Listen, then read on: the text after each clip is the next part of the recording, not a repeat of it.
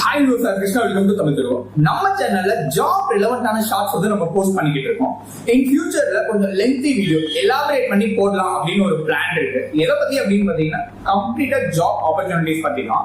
நாம என்ன பார்க்க போறோம் அப்படின்னா கல்ஃப் ரீஜியன்ல இருக்கக்கூடிய ஒரு சில countries, Saudi Arabia, UAE, United Arab Emirates, Yemen, Oman, Qatar, Kuwait இந்த மாதிரியான நாடுகள்ல oil and gas natural resource ரொம்ப நல்லா இருக்கு.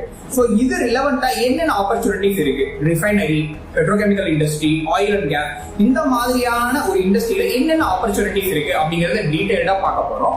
இந்த ஆப்பர்ச்சுனிட்டியை கிராப் பண்ணணும் அப்படின்னா என்ன பண்ணணும், என்ன மாதிரியான காம்பிடன்சி லெவலை நம்ம இன்க்ரீஸ் பண்ணணும் அப்படிங்கிற டீடைலும் நம்ம பார்க்க போறோம்.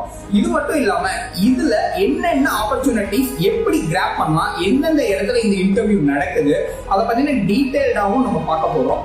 ஒவ்வொரு இண்டஸ்ட்ரியிலையும் பாத்தீங்கன்னா EPCIC engineering, procurement, construction, installation, commissioning இந்த மாதிரியான நிறைய டிவிஷன்ல சப் டிவிஷன்லயும் நிறைய ஆப்பர்ச்சுனிட்டிஸ் இருக்கு.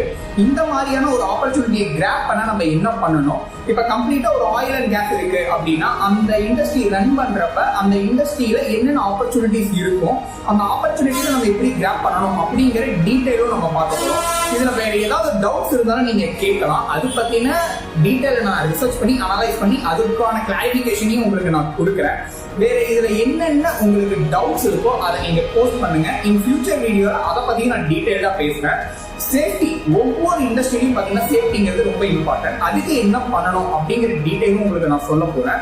இப்போ ஒரு ஆப்பர்ச்சுனிட்டியை கிராப் பண்ணி அதை தக்க வச்சுக்கிட்டு இன் ஃபியூச்சர்ல அடுத்து ஒரு 5 வருஷம், 10 வருஷம், 15 வருஷம் இந்த மாதிரியான கேரியர் கேப்ல ஒரே ஸ்ட்ரீம்ல இருந்தோம் அப்படின்னா நமக்கு என்ன மாதிரியான ஒரு லைஃப் ஸ்டைல் அமையும் அப்படிங்கறத பத்தியும் என்னோட சர்க்கிள்ல நான் வந்து ரியலா ரியலைஸ் பண்ணதையும் உங்களுக்கு நான் ஷேர் பண்றேன் இன் ஃபியூச்சர் வீடியோஸ்ல.